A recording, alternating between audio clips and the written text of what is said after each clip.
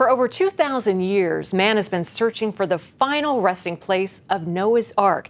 Though there have been many attempts, few have been able to fully explore the one place specifically noted in the Bible, Mount Ararat, located in eastern Turkey. Well, now there's a movie-length documentary out about a recent expedition for the biggest archaeological find in history. Take a look at the trailer. I found an anomaly on Mount Ararat. It's definitely a man-made object. How it got there, I don't know, and that's not for me to find out. For whoever goes up there and does it. We're on our way. We see it in every culture. The flood was a common story told, and there was an ark that saved humankind. I think the Ark of Noah would be the ultimate archaeological find. This is not a normal part of the world. This is a hostile part of the world. We had the PKK, we have the Turkish army. Needless to say, they don't like one another. If we don't go, we won't know. Somebody has to take up the challenge. Let's go find an ark.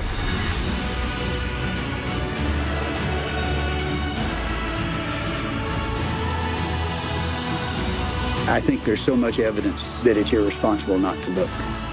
I've had my worst nights of my life on that mountain. I've frozen on that mountain. I've been bloody on that mountain. The air is much thinner. Breathing is hard.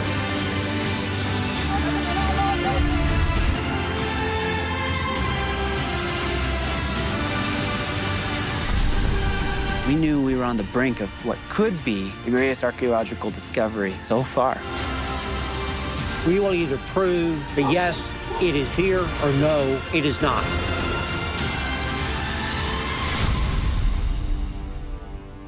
And joining us now is director-producer Brent Baum to talk about the movie Finding Noah and the film crew's experience following the explorers on their perilous trek up Mount Ararat. Well, Brent, what inspired you to take on this challenge of documenting these explorers searching for Noah's Ark? Hi, Wendy. Such a pleasure to be here. You know, it's an interesting story, the making of the film itself.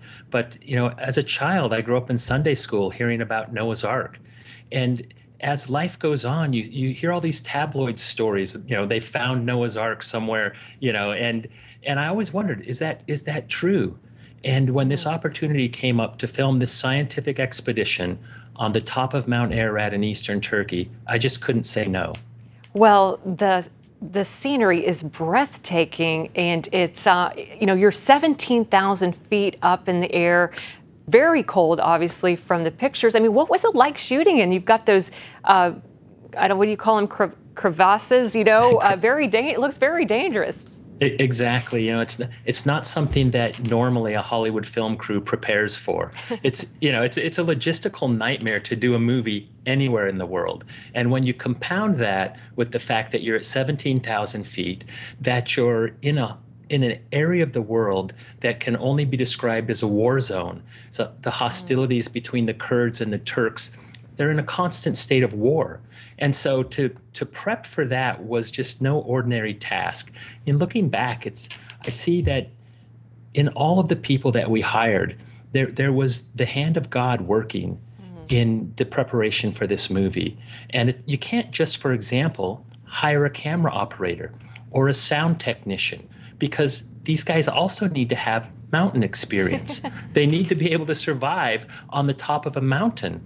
And so we were blessed with an incredible crew that could help us document this journey at all stages. I'm so jealous. I wish I could have been up there with you, maybe next time. Well, you know, did you have any problem yourself at the altitude? You know, for me, the most difficult part was getting to the first camp. You know, you don't summit a mountain in one day. In fact, you have to acclimate. And so what happens is that we spend time at different levels of the mountain as we're going up. And for me, it was getting to that first location was probably the most difficult. And I was blessed the rest of the way that the altitude didn't really affect me. But 60% of our film crew didn't make it to the summit. And it was a similar number with the excursion team. They also didn't make it up to the summit. And so we had to plan for this along the way. I knew that I would want camera operators and sound people at all of the camps along the way. So when we had the attrition, when someone just couldn't go any further because of altitude sickness, or for example, one guy hurt his knee, then we could have them stay at one of the lower camps and they could still work and still accomplish what we needed to get done. Interesting. So the very top is 17,000, or is it higher at the top, at the summit? The summit is 17,000 feet, but we were on the Eastern Plateau, which was just about 100 feet less than that, off about a mile to the east. And what people, you really don't understand what life is like until you've been up there. You know, we tried to prepare for this. We climbed Mount Whitney here in California, and we went to Pikes Peak in Colorado, and we climbed there for practice climbs. But that's nothing. Those peaks were only as high as one of our camps along the way to the summit of Mount Ararat. Well, at least you did train a little bit.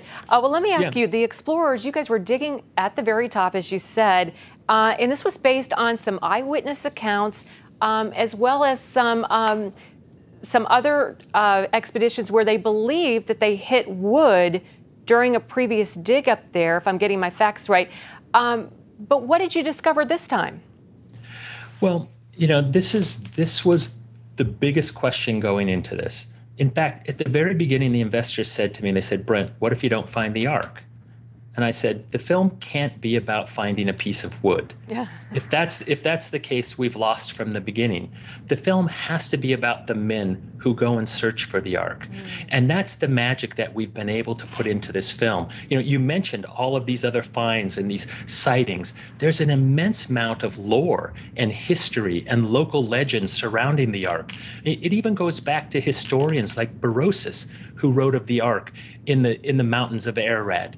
Marco Polo writes of seeing the Ark in the snows of Mount Ararat. And so when you combine all of this together, and you talk about shepherd boys who saw the Ark in a record snow melt, or pilots who've flown over the mountain and seen something there, there's a massive amount of intrigue and history behind this. And so we have to incorporate that into the film, but also get to the point of this modern expedition, where these men have been using satellite technology and ground-penetrating radar to narrow down the focus of the search onto this Eastern Plateau region of Mount Ararat. Well, let me ask you, why is the quest to find Noah's Ark so important, and what would it mean to the world if we actually do find it? Well, I think it would have a profound effect on the world, but it's, you know, this is something that we could debate on another show for hours, right? the concept of faith and whether or not seeing an Ark is an integral part of a person's faith. And for me personally, it wouldn't ever matter if we found the Ark. But I truly believe that God wants us to search for these kind of things. It's not necessarily in the finding, but in the search. And this is a very important distinction. And it leads to what the film is really about, Wendy. If we had called the film In Search of Noah's Ark, it would be like, well, when you find the Ark, you find a piece of wood. But the meaning is much deeper than that. It's called Finding Noah because Noah brought forth an opportunity, a new restart for humanity. And so when we look at it from the biblical context, a lot of these men who explore and look for Noah's Ark actually have a chance to restart themselves. There's an increase in faith that occurs when you go on these type of excursions. There's an increase in brotherhood and love that occurs when you go on these type of excursions. The beautiful thing for me, and what I want audiences across America to see, is into the hearts of these very courageous men who risk their life in a very, very dangerous part of the world, and on top of that mountain, because of their faith. And when you get a glimpse into the hearts of these men, you'll understand why we call it Finding Noah. I love what you said. It's not in the finding, but it's in the searching. That's very profound. Well, the documentary airs in theaters for one night only, October 8th. Why one night only? Well, we were fortunate, actually. the documentary is being put out by Fathom Events, and it's kind of a new strategy. Typically, a documentary might get 50 screens in some of the large cities in America, but we wanted to take it to the people. And Fathom Events provided an opportunity for us to do that. So we get 640 screens across the country, and that's the kind of reach that we want. I want everybody to see the story of these men. They're common guys. You know, they're guys from Arkansas and Michigan and Washington and Montana and Texas. They're pastors, they're geologists, they're scientists, they're school teachers. They're normal guys, but they step out of their normal life and they risk everything for their faith. And that's a story that people should hear. In Hollywood, we don't get to tell that story enough, right? I've made horror movies and romantic comedies and espionage thrillers, and yet when you have an opportunity to show real people, men of faith in action, Hollywood typically says, we're not interested in that. And so we had an opportunity to see this, and I can't wait for you to see it. And I'm thankful that the people at Fathom Events got behind this and put it on so many screens. Absolutely. Well, how can, if people can't make it to the theater tomorrow night or tomorrow, how can they see it, Brent? Well, there are going to be alternative options for this, like any movie, but what we want to do is we want to push the Fathom event, because if we get a lot of people in the theater on Thursday night, Fathom will show it again. And that's the goal. We want we want people out there to say, wait a minute, Hollywood can make a real movie about men of faith. And by the way, these are cool guys. I mean, they are incredible guys. There's one guy who's single, and I said, our movie is going to do more for you. Christian Mingle will blow up because of you, okay? And so you know, this is the kind of thing. What's his name, Brent? Just kidding. His name is Kevin DeVries, I'll tell you right now. And what a wonderful man. That guy has the heart of a lion. And these are the men I want to share with America. And so, you know, what we need to do is we need to let Hollywood know that people of faith can support a real life story. It doesn't have to be a drama, right? It doesn't have to be fiction. It's a real life story about real guys, and we can support this. Get people out to see the movie. Fathom will keep it on screens. And then, you know, subsequently down the line, when the movie typically goes into its DVD window or its digital window, it will be available that way as well. Hey, sometimes real life is the best you can get. So, well, and not only that, but when you look at the visuals here, and when you see the place that we are, you want to see this movie on the big screen. When those guys go down into that crevasse, or they rope over the Ahora Gorge, which, by the way, is a 4,000-foot drop. Wow. A lot of people, they think, well, you're on the top of a mountain. That's all right. But this excursion is taking place on a glacier that's sliding off into the Ahora Gorge, which is twice as deep as the Grand Canyon. And when they start digging and drilling, I'm sitting there with the camera guys, and I'm saying, let's not be on the outside of this drill, right? Because it's like, guys, you're drilling into an ice cap. What if it cracks and goes off the edge? Well, the trailer was thrilling to watch, definitely breathtaking. We're glad everybody is okay, and we wish you all the best success for this this documentary tomorrow.